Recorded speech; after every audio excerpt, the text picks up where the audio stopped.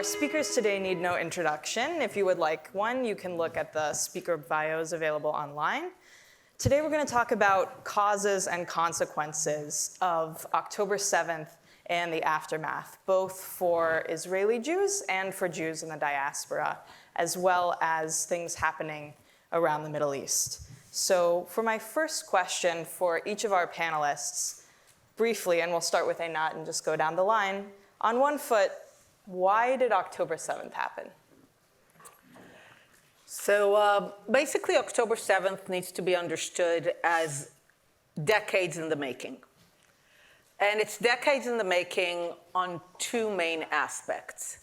The first, on the Palestinian side. And I know we all desperately want to believe that Hamas is some alien force that landed in Gaza, captured it, and has nothing to do with Palestinians, with the Palestinian cause, with the way that the Palestinian cause is structured. But unfortunately, and this has to do also with whether we will ever be able to change reality and emerge from it, we have to recognize the reality. And the reality is that Hamas is merely the last in a long list of trained murderers who have all emerged from the same idea, which is the idea that the Jewish people, as a people and a nation, have no right to self-determination in any part of the land. Hence free Palestine, from the river to the sea. These are the constituent ideas of the Palestinian cause. And as long as they remain the constituent ideas, we are guaranteed to always have decade after decade, generation after generation, trained murderers who will rise up to do what they do in the belief that they are serving the most noble goal of liberating Palestine. And this cause has been sustained, fueled, indulged for generations by very broad forces, the Arab and Muslim world at large, the Soviet Union while it lasted, and increasingly in the West. And as long as people will continue to fuel and sustain the idea that the Palestinian cause of liberating Palestine from the river to the sea is a noble and legitimate idea, we will have more and more Hamas. And that is the root cause. That is the story. Everything else is an outcome, is not a cause. So when people want to talk about what happened in the situation in Gaza, the situation in Gaza is the outcome of the Palestinian vision that Gaza is not their home. About 70% of the people who live in Gaza consider themselves refugees from Palestine. But they live in Palestine, they were born there, they lived there their entire lives. By now it's the fourth, fifth generation. But they grow up every day, going to schools every day that tell them, Gaza is not your home. Your real home is from the river to the sea. It was stolen from you by evil people. And you have one noble goal, to liberate it. You have one noble duty, to use your life to liberate it. As a result, the billions of dollars that have been given to Gaza over the years have always gone to the cause of turning Gaza into the war machine that would liberate Palestine. So this is the decades in the making. We can talk later about the other side. I want to talk about the fact how all the responses around the world that essentially encapsulate the idea that the Jews had it coming to them have also been decades in the making, and they have to do with this process of equating Israel with all that is evil in the world. So what we've seen on October 7th are processes that have been decades in the making, erupting on the global stage.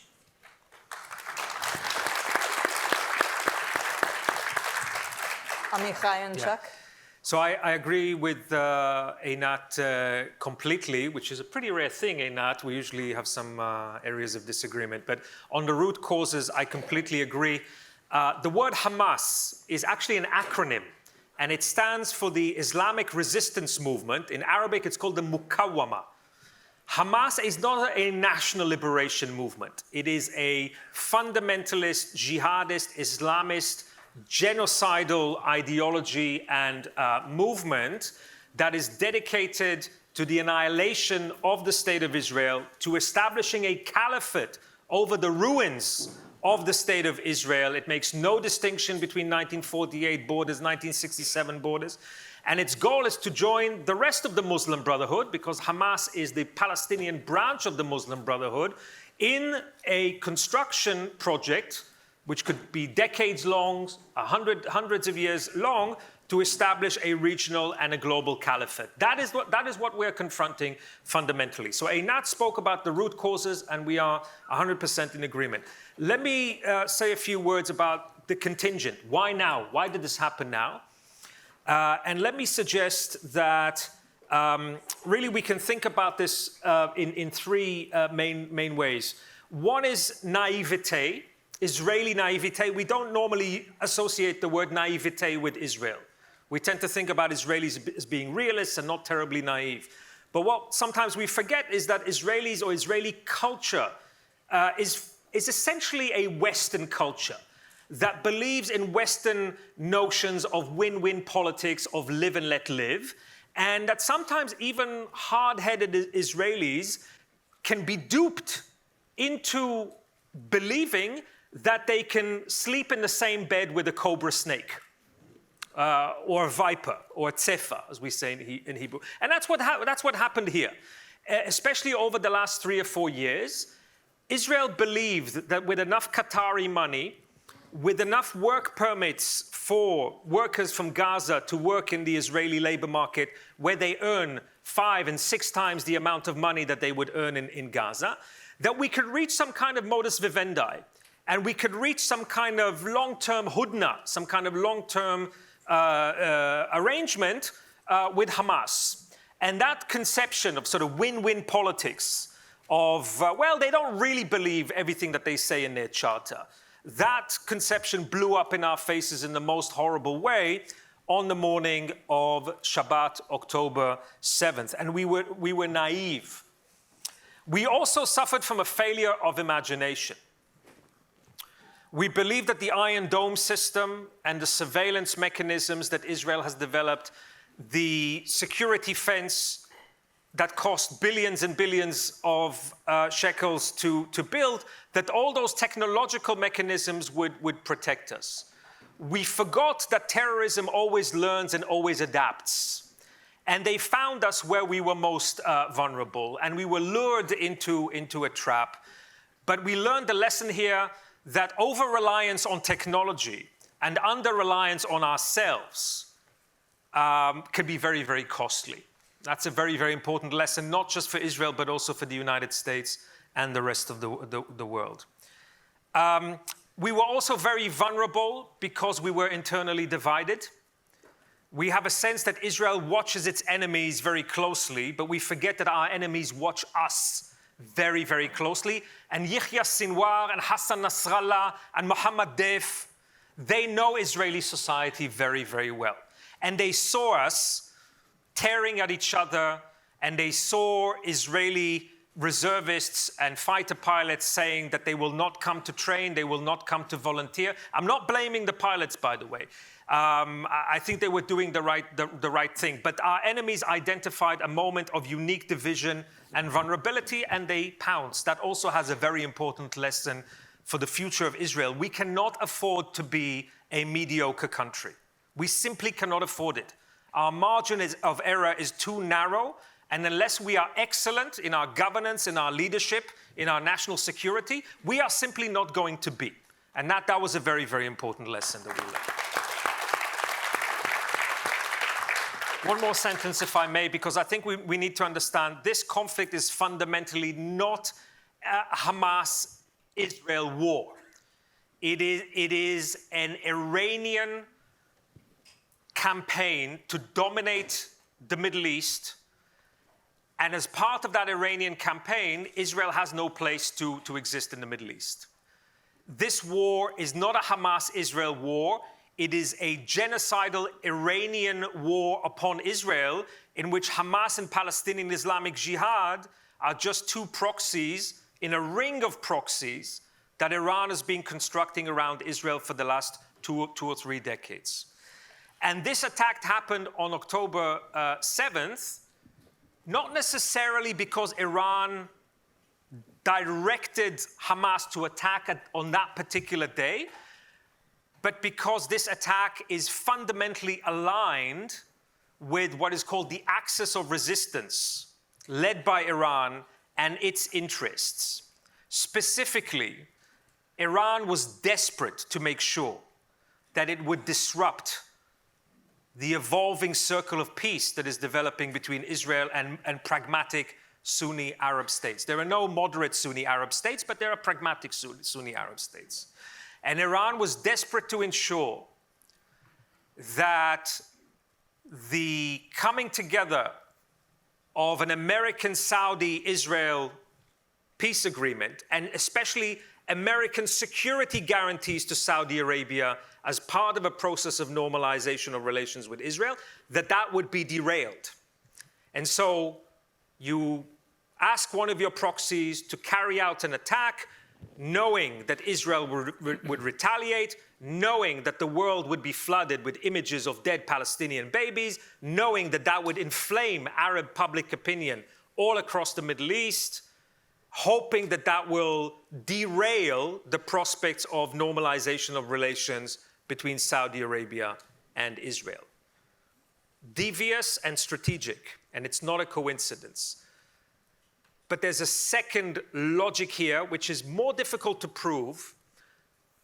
Proxy warfare always relies on plausible deniability and obfuscation.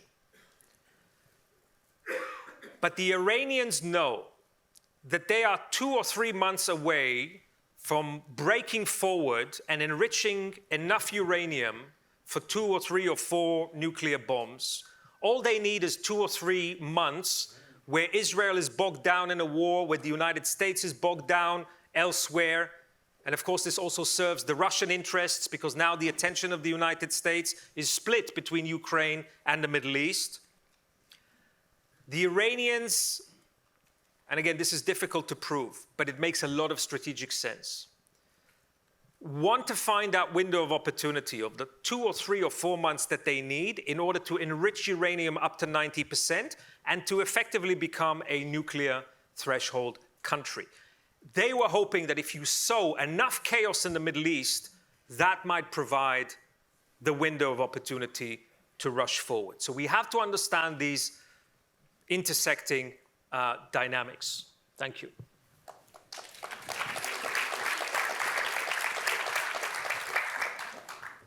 So first of all, before anything, I think you've all been witness today to something which is simply unprecedented in the annals of Israeli national security discourse. 3 Jews, 3 Israelis who actually agree with each other. And I am almost distraught that I can't disagree with anything that either Einat or Amichai said, but I can add a few thoughts to it. First of all, what happened on October 7th was a colossal intelligence and operational failure. And there's no ifs, ands, or buts about it. It was a colossal failure. We will have to study this and learn what we can. It should not have happened. And the fact that it did,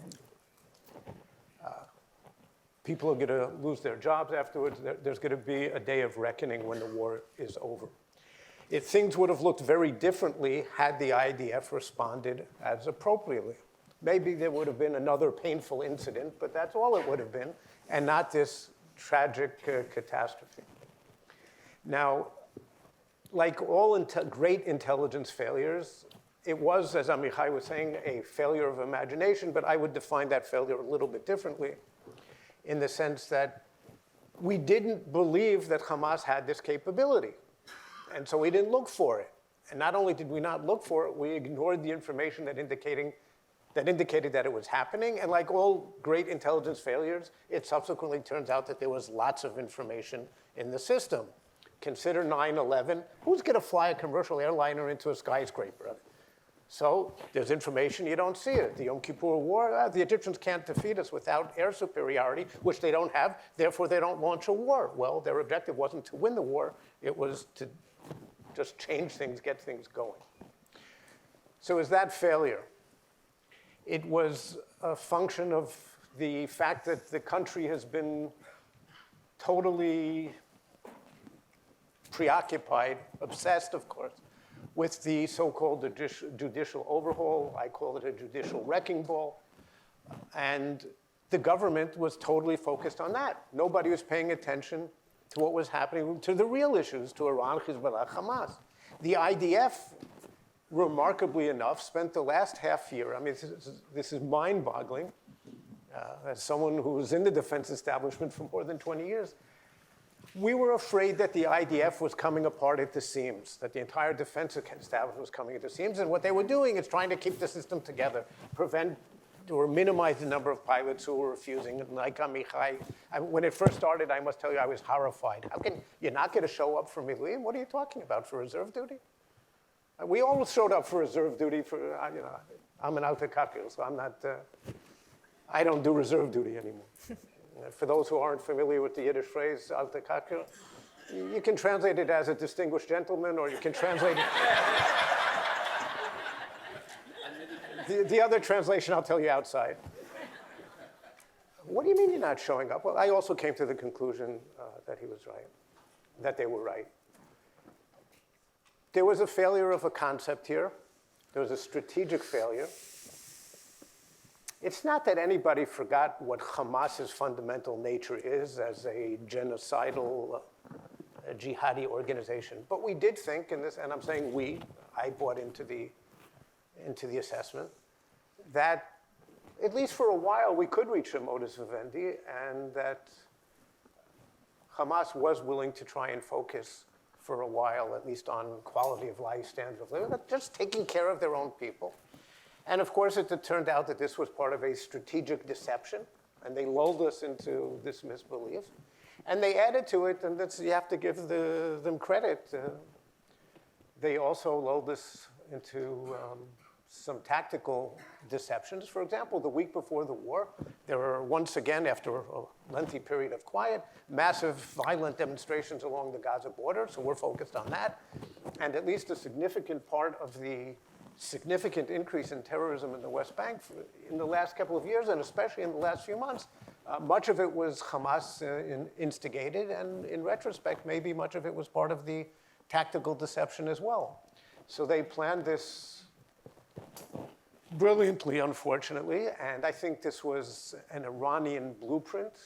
This is exactly the playbill that we knew that Iran had worked out with Hezbollah in the north. Massive barrage of rockets, storm across the border under cover of this barrage, and you try and take one settlement to one town in the north, Shlomi, Kiryat Shmone. It doesn't even have to be a town. It could be a neighborhood, it could be a building, it could be one apartment building, because they knew that the psychological impact on Israel would be so devastating. And here Hamas, who we had discounted, Hamas, they carried it out perfectly. We have to recognize that. They've come a very, very long way. That was another area where I think we're going to have to draw some important lessons. And is that also maybe the case of Hezbollah and Iran? Maybe they are more advanced than we thought. One area where I do somewhat disagree with Amichai is about the Iranian nuclear thing. I don't think they're trying to break out at the moment. And this, in retrospect, it's turned out to be exactly the wrong moment for them, because the US has deployed 2 carriers, and so if it wants to attack, it can. It's ready for it. But they're near enough to that moment in any event. And just one final thought. I think a failing of such dramatic proportions warrants that we all give a lot of consideration to our fundamental beliefs, all of us, left, right, up and down. We were all wrong about a lot of things. We were all right about some of the things. And of course, reality is always more complex than what we thought. We're going to have to give a lot of thinking to it. So there are a lot of important threads. So there's a lot of important threads that I want to come back to. But first, I want to circle back to this idea that Einat raised of the failure of the Western mind to really grasp the fundamentals of what is happening here.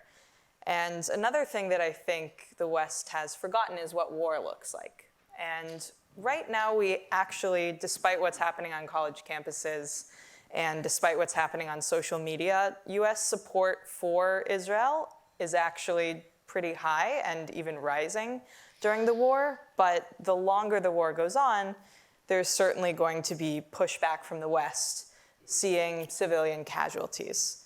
So Einat, I'll come back to you. How does Israel defeat an organization that will not accept anything but erasing a Jewish state, while also trying to minimize civilian casualties? Is that something that Israel should be paying attention to right now? So one of the books I'm reading now, and it turns out that very auspiciously, the book I read before the war was called Appeasement, highly recommended on Britain in the pre-war years. And now I'm reading another book called Embracing Defeat, and that's about Japan after World War II. And as I look at it, that should be our model, nothing less than that. Because today we think of Japan as a lovely country of sushi and Pikachu. But if we go back, the atrocities committed by Imperial Japan and China and Korea were of a cloth of what Hamas did. But what's more interesting is that Japanese society on the eve of surrender was described as an entire society mobilized for death. And there were no dissenting voices. Even in Nazi Germany, when it was clear that Hitler was leading his country to ruin, you had an assassination effort, you had 3 people in the White Rose Resistance that all Germans now claim to have been a part of, but there was something. Palestinian society is much more like Japanese society. It's an entire society mobilized for the idea of destruction that is far more important that the Jewish state not exist than that they will have a state for themselves. It's an entire society, and I know this is hard for people to hear. I've been saying this for years now. I can assure you it's no fun to be me. I want to go around and sell unicorns and butterflies, but it's not the situation. And people often rebel and they tell me, no, this can't be. Just like there's many voices in Israel, there must be many voices among Palestinians. And I tell them, look, by making such a broad claim, I've opened myself to the easiest possible takedown. Bring me a Palestinian, not that you interpret what they say, in their own voice, publicly, a tweet, an op-ed, a little NGO, a YouTube video that says clearly, I used to work with Paris during the Oslo years. There was this idea of constructive ambiguity. We all know by now that it was destructive. So I've become a proponent of constructive specificity. So I want to hear that Palestinians say, I recognize the equal right of the Jewish people as a people and a nation to self-determination in their historical homeland. I understand that it means that I'm not a refugee. I don't possess a right of return into the state of Israel. It means that we can build a country for our people next to the Jewish state, but not instead of it. And I always tell them, go, bring me. They don't come back. So this is, hi. But that's the idea. And Japanese society was similar in the complete mobilization. Now, what was fascinating in the American vision for Japan is how radical it was. It was a vision of remaking an entire society so that it could become a pillar of a peaceful order. Now, believe me, I'm aware of the differences in size and context and all that. But in terms of the vision, that's what we need. We can destroy tomorrow the 30, 40,000 trained murderers of Hamas. But if we will continue to indulge the from the river to the sea idea, we will only have another one. I have by now piles of op-eds, books, speeches that say, don't give any dollar to reconstructing Gaza unless the people of Gaza clearly tell you that they understand that Gaza is their home, that their future is in Gaza, and they have no more interest in liberating Palestine from the river to the sea, and that they only want to use the money to make Gaza a prosperous place. If you don't hear that from them, you can be assured, even now with everything that flows into Gaza, that every dollar, every piece of cement will be used to turn Gaza into a war machine to liberate Palestine. So we need to understand that we need to have a radical, positive vision for Palestinian society that requires the very transformation of the Palestinian ethos away from the destructive from the river to the sea to a constructive vision that imagines a peaceful state next to the Jewish state of Israel rather than instead of it. Barring that constructive, radical vision, we will not make any change. There's a lot of things that how could be done, but step one is first to have that vision. I tweeted a few days ago that the day that from the river to the sea will have the same social standing as Heil Hitler, we will have made a massive step towards peace because we will finally understand the ideology that we're confronting.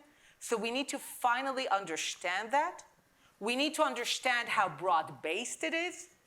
And we need to have a radical vision for transforming it. And what gives me some hope is that we haven't actually ever tried. We have for 75 years, if not more, actually almost a century, indulged this vision. Whenever Arab violence has been used against Jews in the pre-state year and then against Israel, the tendency of outside power was to cave into Arab demands. That's how we get the white papers after 29, after 39. The idea is that when Arabs use violence, we cave into their demands. When Jews retaliate, we ask for a ceasefire. That's an old, old dynamic that has been going on for a century. So once we understand what we're up against, once we have a radical positive vision of the depth of the transformation that Palestinian society needs to undergo, once we stop fueling and indulging that vision, we can begin to finally effect change that hopefully one day will lead us to peace.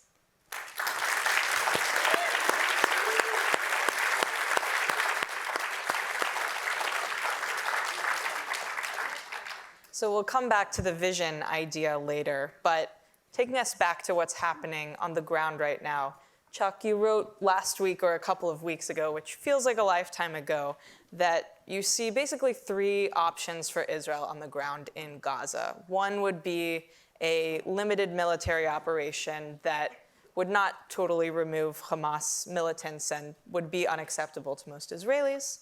A second option of slowly rooting out Hamas terrorists over months and months, and a third option of also removing Hamas totally as the governing body in Gaza. I think there's also a fourth option on the minds of many in the States, and many are very worried about this, which is doing that last option of totally wiping out Hamas, but also, again, at the expense of massive, massive civilian casualties.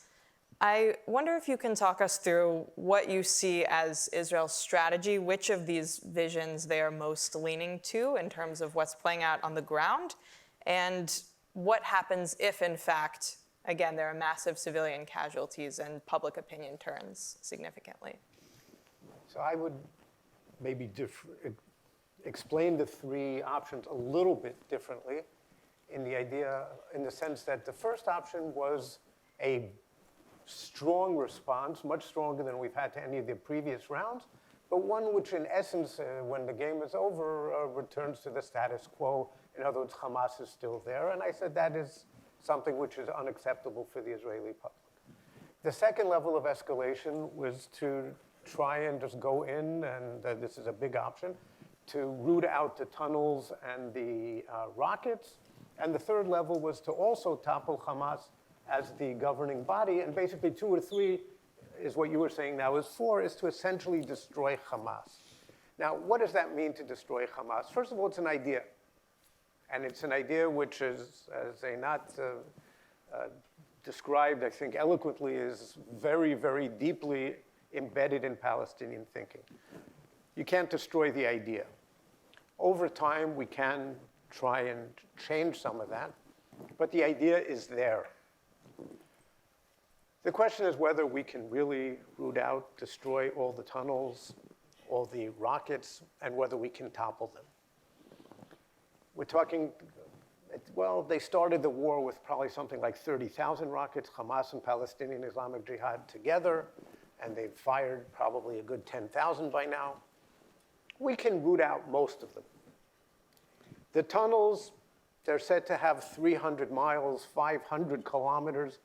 This is mind-boggling. Gaza is 8 by 12 miles.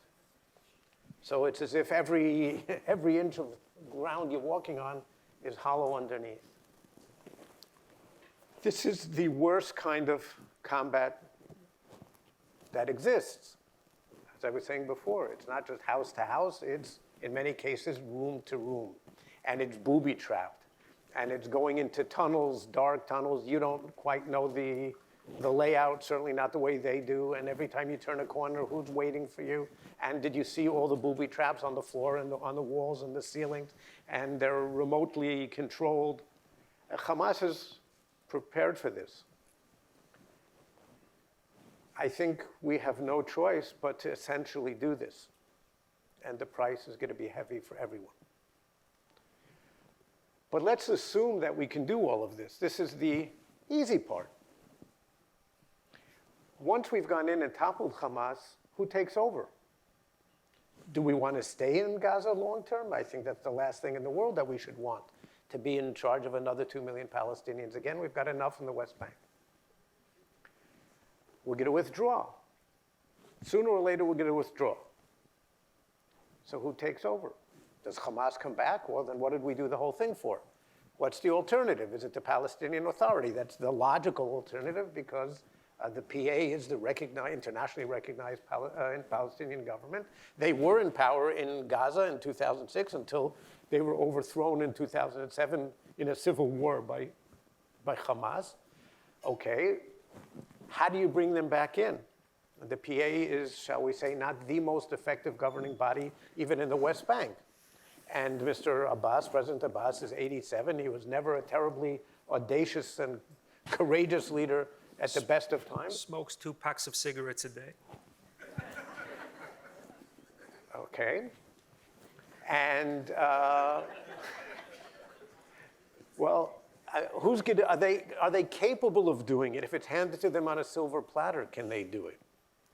Let's assume, I'm going to take another leap of faith, that we can bring the PA back in. And if not, then, by the way, maybe it can be some Palestinian strongman. Maybe it can be Mahmoud Dakhlan, Mohammed Dakhlan, someone like him.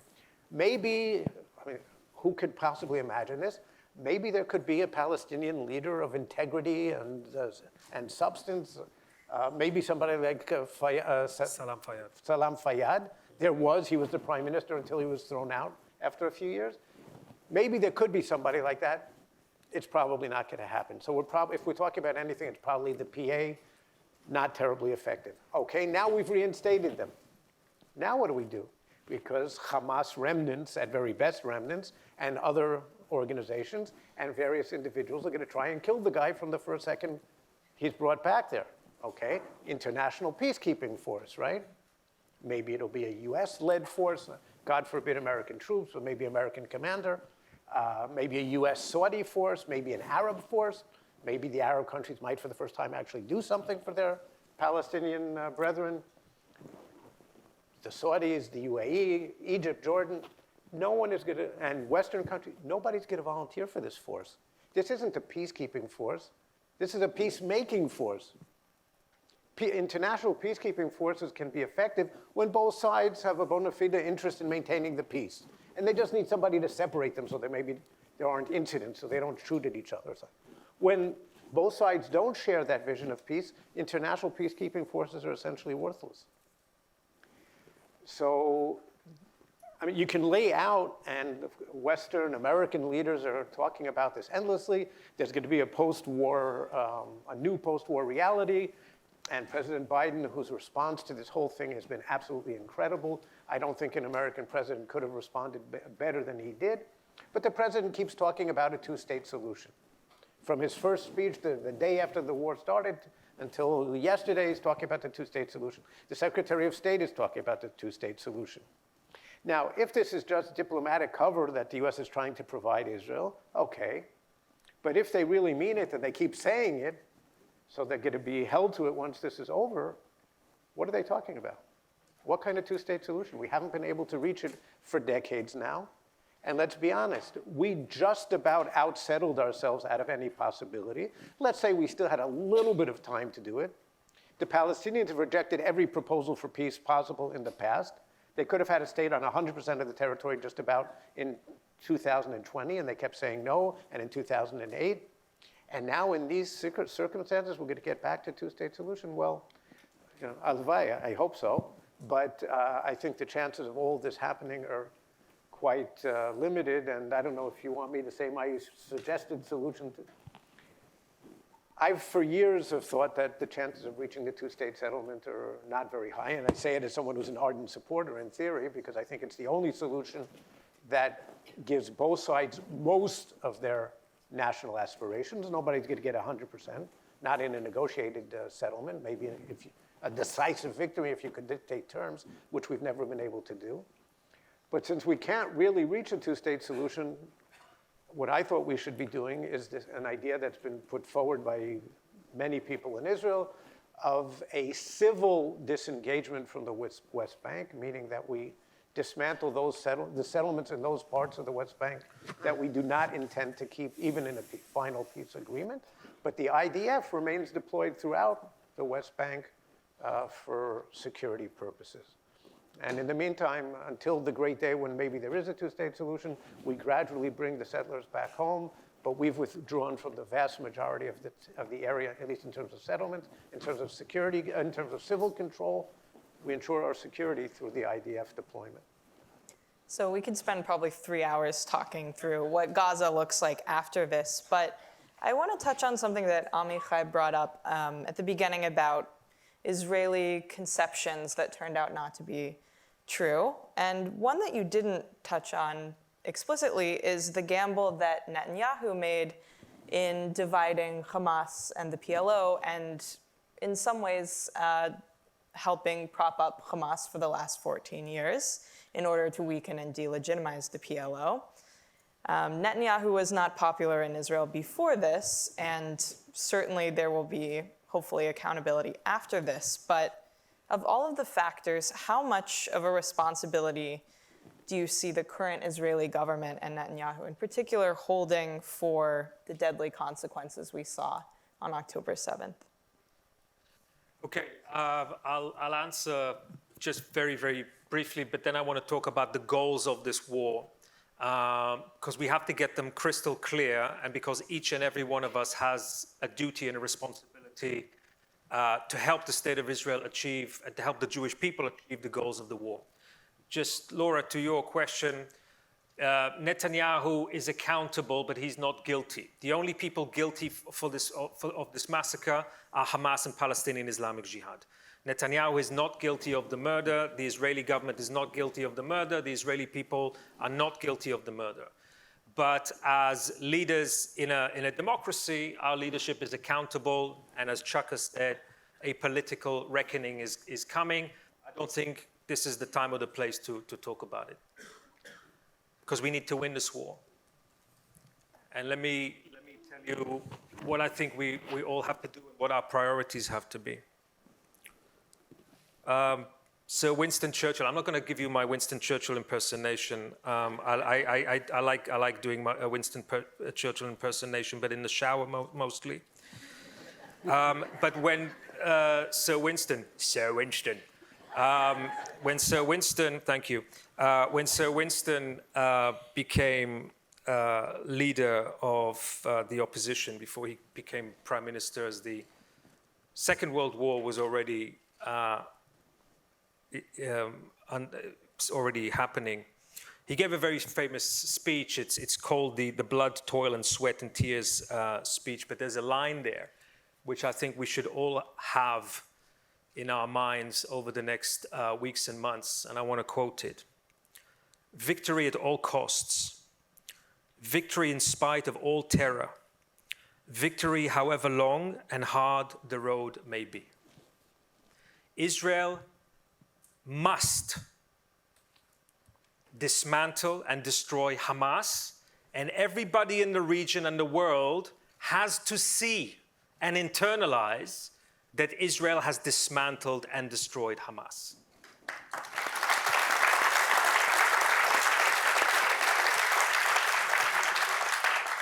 Terrorists always try to convince us that they are invincible and that we will never destroy their ideology. Destroying their ideology will take a little bit longer. I'll remind you that the Nazi Party in Germany was slightly less popular in 1945 than it was in 1940. Okay? So defeating the ideology takes time. But for terrorism to be effective, it needs motivation, it needs an ideology, it needs intention, but it also needs capacities. At the moment, our goal is to deny Hamas and Palestinian Islamic Jihad the military and the political capacity to continue to govern Gaza. And in doing that, we will also liberate 2.3 million Palestinians from the murderous genocidal rule of that population in Gaza. Okay, so that's goal number one. Goal number two, bring back the kidnapped children, women, and men. That has to be a global priority. And we can debate whether the first priority that I articulated competes with the second priority. My answer is no. The more pressure we put on Hamas militarily now, the greater the chance we have of releasing the kidnapped. The other side is going to try to persuade us, stop the military pressure so that we can release the kidnapped. No. Relentless pressure so that we can bring back as many people as we possibly can.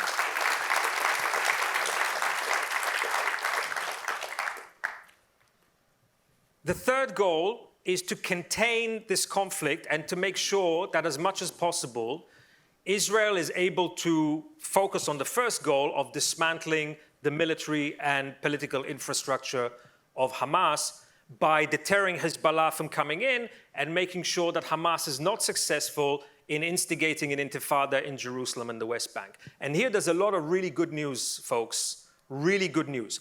Because Hamas's hope in the hours and days after the massacre of October 7th was to instigate a multi-front attack on Israel.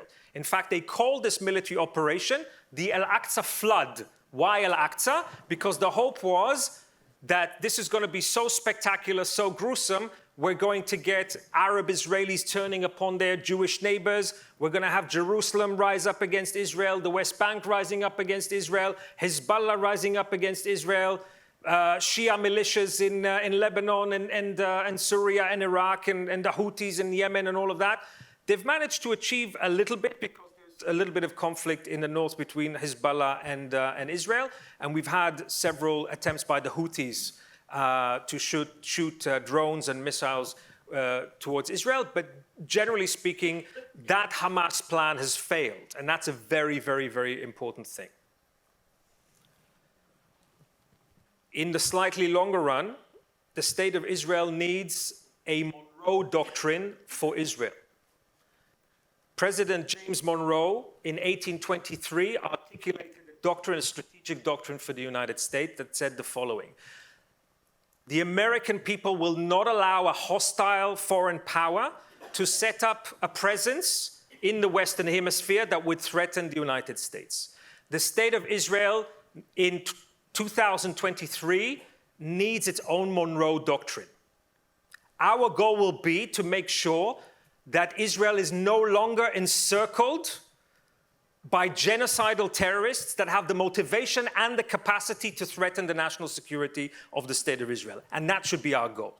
That should be our goal going forward.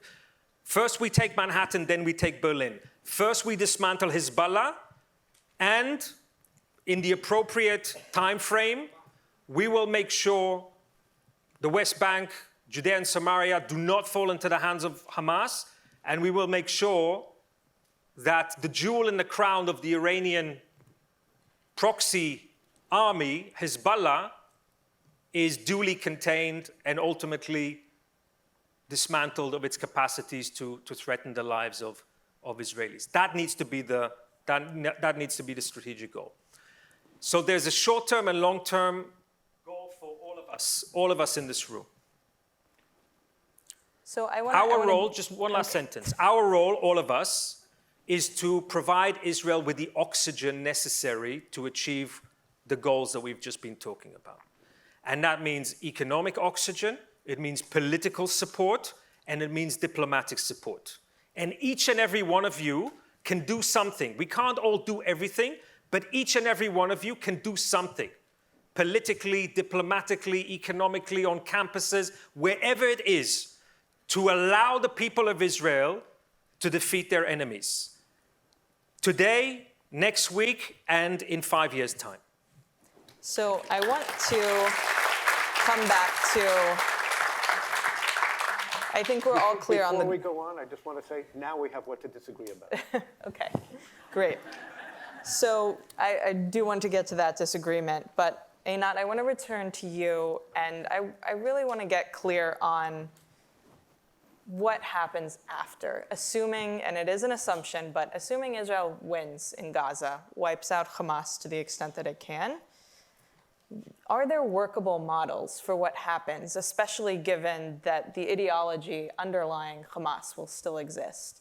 Are there workable models for what happens? And relatedly, it seems like a lot of the Arab world has abandoned the Palestinian cause, at least practically. So to the extent that they share the ideology, have they abandoned the Palestinians? And what does that mean for day one after the war? So I'll start from the second part, because ultimately the models, the workable models, have to come from within the Arab world and have to come from within the Palestinians. The West, Israel, hopefully with the support of the Arab world, can supply the environment in which the change happens, but ultimately the change has to happen within. The model that we have is indeed in the Arab world. After 9/11, remember the entire discourse was about the failure of the Arab world, the democratic deficit. The general sense was this was a failed part of the world that only ever exports oil and terrorism. After the Arab Spring and its takeover by Islamist movement, the story continued that this is a failed part of, that this is just a failed region.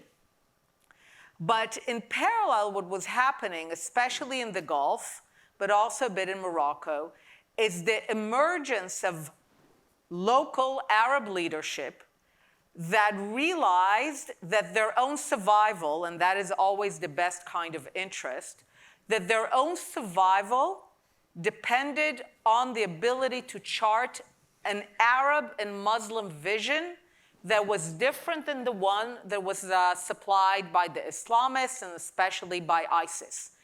And they understood that this was a direct threat to the survival of their regimes and that they need to provide a vision and a reality of what Arab success and Arab modernity looks like. I often call the Abraham Accords collateral benefit because Israel's not the central story. It is basically the story of Arab leaders forging an idea of what Arab success and Muslim success and a moderate form of Islam that embraces Jews and Christians as Abraham, what it looks like. And that's the workable model that we have.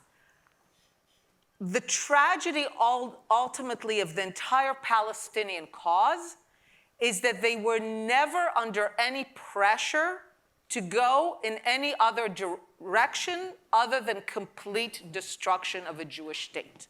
No one ever forced them to consider any other path, not really.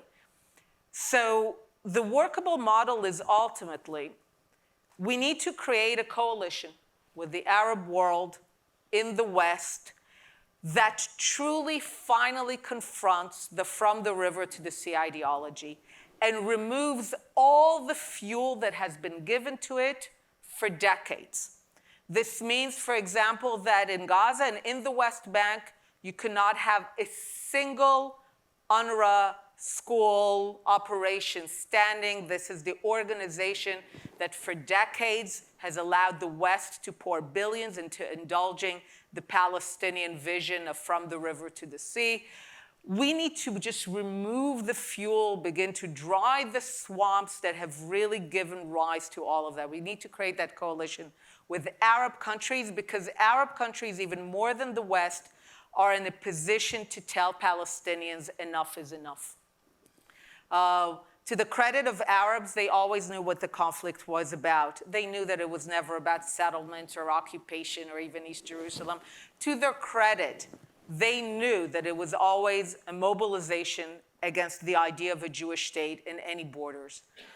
So they're also the only ones who are really in the position to say, we're done with this vision. Unfortunately, we still need to understand that the large share of the Arab world is still mobilized for that vision. As I said, we finally have an alternative vision, but the majority of the Arab world is still very much opposed viscerally to the idea that free, sovereign, upright Jews have the right to a state of their own in any part. And that also requires us as Israelis, as Jews, to stop settling for so little, right? We allow ourselves to settle for so little. With Egypt, we call what we have with Egypt peace. It's at best a solid non-belligerency agreement, which is important. But it's not peace. Egypt remains the #1 purveyor, producer, promoter of anti-Semitic content in the Arab language.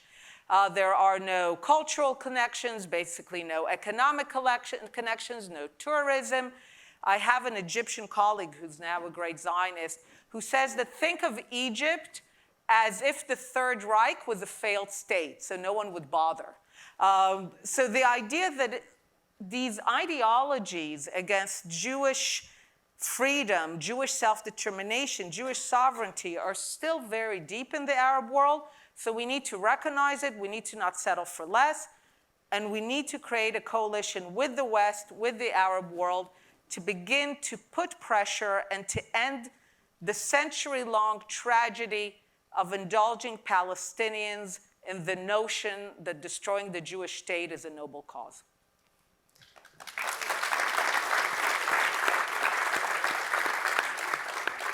So Chuck, I want to switch gears a little bit and ask you about what a lot of us are seeing with alarm happening on American college campuses, including at some of the institutions you're affiliated with. And what I'm seeing is, on the one hand, again, broadly, public support for Israel in the United States remains very high. But I think the temperature on campuses is vastly different than what I've seen in any other flare-up before in both kind and degree. So I wonder what's happening here as you see it and what the effects will be for American Jews long-term of this particular moment. So first of all, before I answer your question, let me just say, I couldn't agree more with the analysis that Einat put forward and with the vision that Amichai put forward. Where I differ with them is whether there's any realistic probability of achieving what they've said, and I think the answer is not. the Middle East is not going to change in the way they want. Certainly not that kind of extreme change. We can't do it. Even the US putting together a coalition today isn't in the end going to happen. It's not going to happen. We already see the president, this is getting to your question, hedging a bit under pressure of public opinion. And the first few days, we had total 100% support. Now we still do, but humanitarian pauses, maybe a ceasefire. The Arab-Israeli conflict has been going on, depending on what point you want to take, 120, 140 years. It's not going away anytime soon. The wonderful thing that's happened is that an increasing number of Arab states, not Arab populations, have come to terms with Israel's existence. And we have formal peace agreements with a half a dozen countries. Yes, for the most part, they're cold pieces. The peace with the UAE started out as a very warm one. And it was in trouble already before the war started. Now, let me get to your question, because this is something that I've worked on for years, and it's something that I am very concerned about, and that's the US-Israeli relationship. It goes way beyond the issue of campuses and stuff. I wrote a book about Israeli national security strategy, proposed a national strategy. And I delved deeply into the US-Israeli relationship, and I posed a few questions there. A few questions which, when I then presented to my friends back in the defense establishment in Israel, and I thought that people would fall out of their seats, and nobody did. The first question, which wasn't that extreme, was, has Israel lost a lot of its independence? Has the price of this incredible relationship with the US, really an almost unprecedented relationship, been that we've lost a lot of our freedom of action, our independence? And my conclusion was yes, and it's acceptable price. Not everybody agrees with me.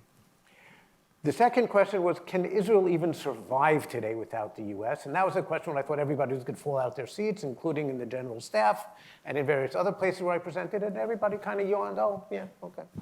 It's clear to Israel, to everyone in Israel, that, well, maybe in extreme circumstances, in desperate circumstances, people do desperate things. But it is a totally different existence. It is a much weaker one. It is a poorer one. It is an existence that no one in Israel, left to right, wants. And the third question was, where are US-Israeli relations heading? And I said, well, it's like this. It's not France 1967 like that. No way. This is an institutionalized relationship, and there are very strong pillars of support in the American public. But I thought that the relationship had peaked and we were going to see a long-term deterioration. For the last couple of years, I thought that it was going down like that already.